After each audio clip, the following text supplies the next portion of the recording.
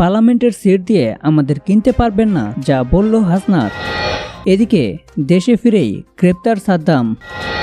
এরপরে থাকছে নতুন রাজনৈতিক দলের আত্মপ্রকাশ। সর্বশেষ থাকছে সমঝোতার বৈঠক শেষ, ট্রেন চলাচলের সিদ্ধান্ত আসেনি। শুরুতেই থাকছে পার্লামেন্টের সিট দিয়ে আমাদের কিনতে পারবেন না, যা বলল হাসনাত আব্দুল্লাহ।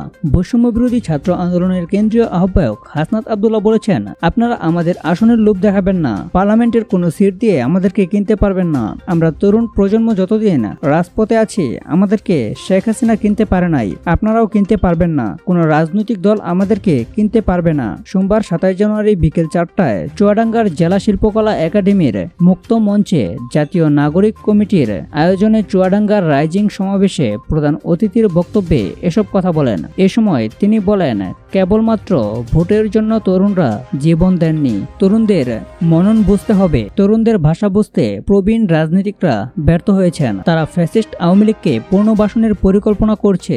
আগে খুনি হাসিনা, ওবায়দুল কাদের, আসাদুজ্জামান কামাল খান সহ খুনিদের বিচার করতে হবে, তারপর আলোচনা হবে আওয়ামী লীগ নির্বাচন করতে পারবে কি পারবে না। প্রবীণ রাজনীতিবিদদের উদ্দেশ্যে তিনি বলেন, আমরা দেখেছি গত 16 বছরে অনেক ত্যাগ এবং নির্যাতনের মধ্য দিয়ে আপনাদের যেতে হয়েছে।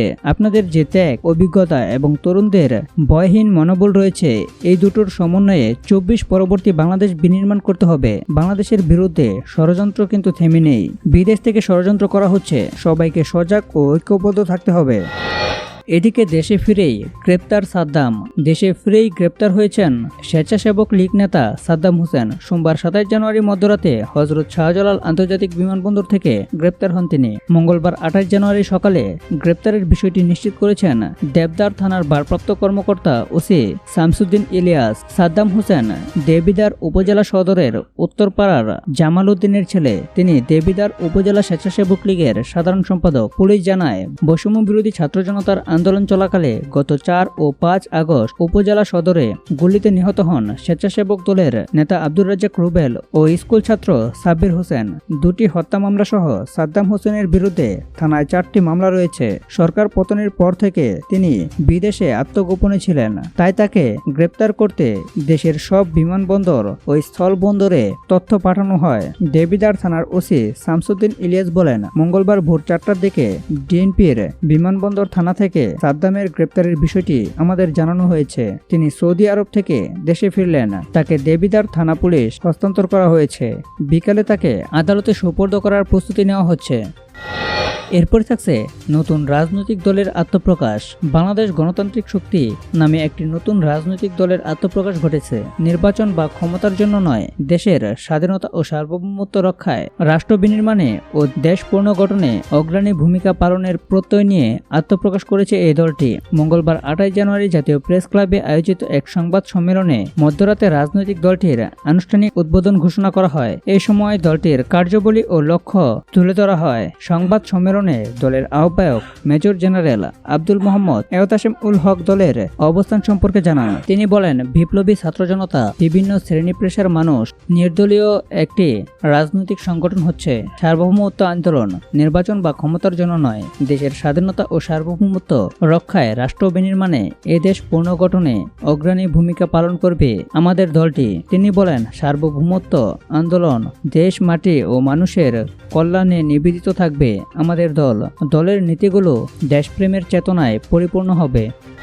সর্বশেষ থাকছে সমঝোতার বৈঠক শেষ, ট্রেন চলাচলের সিদ্ধান্ত আসেনি। কোনো সিদ্ধান্ত ছাড়াই শেষ হয়েছে কর্মবিরতি পালন করা রানিং স্টাফদের সঙ্গে রেলপথ মন্ত্রণালয়ের সচিব ফাহিমুল ইসলামের বৈঠক। ফলে সারা দেশের ট্রেন চলাচল অনির্দিষ্টকালের জন্য বন্ধ থাকছে।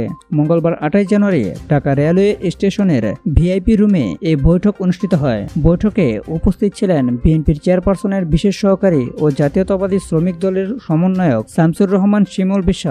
দুপুরে কোনো সিদ্ধান্ত ছাড়াই রানিং স্টাফদের প্রতিনিধি সাইদুর রহমান সেখান থেকে বেরিয়ে আসেন। রুম থেকে বেরিয়ে সাইদুর রহমান সাংবাদিকদের বলেন, রেল সচিব মহাপরিচালকের সঙ্গে কোনো সিদ্ধান্তে পৌঁছাতে পারেনি। আমাদের কেন্দ্রীয় নেতারা যারা আছেন, বিষয়টি নিয়ে তাদের সঙ্গে আলোচনা করব।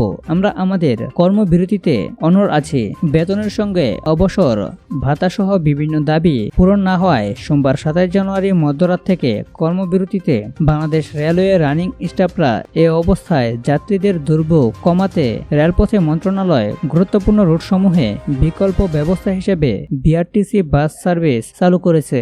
মঙ্গলবার 28 জানুয়ারি রেলপথ মন্ত্রণালয় জানায়, বাংলাদেশ রেলওয়ে রানিং স্টাফদের কর্মবিরতির পরিপ্রেক্ষিতে আজ 28 জানুয়ারি থেকে সারা দেশে রেল যোগাযোগে বিঘ্ন ঘটেছে। এই পরিপ্রেক্ষিতে রেলের বিকল্প হিসেবে গুরুত্বপূর্ণ রেল রুটগুলোতে যাত্রী পরিবহনের জন্য বিআরটিসি বাস সার্ভিস চালু করা হয়েছে।